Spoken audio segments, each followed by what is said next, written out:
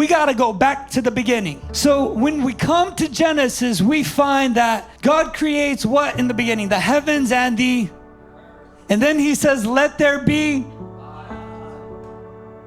And what happens on the sixth day? God creates man in whose image? I want to ask you one more time. Whose image did God create man in? I want you to remember this for the rest of the evening. You and I were created in God's image. I'm going to say that one more time. You and I were created in God's image. Does not matter how you labeled yourself. Does not matter who you think you are. Doesn't matter who your parents think you are, your sister, your brother, your kids, your wife, your spouse. It don't matter. Nothing.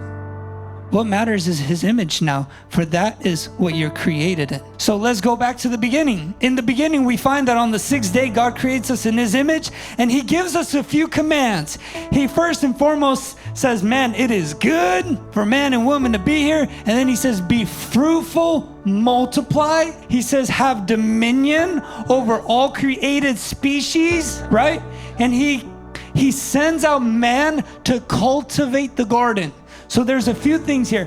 Cultivate, have dominion, multiply. So God, in his design and the fullness of who he is, gives us these three things wrapped into our DNA, okay?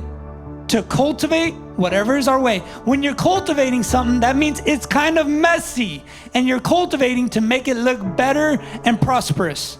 Okay? When you're having dominion or authority, that means you see things from outside the chaos and you're bringing it into order. And when you're multiplying, you're saying, God, this life is not about me. It's about what happens through me on this earth.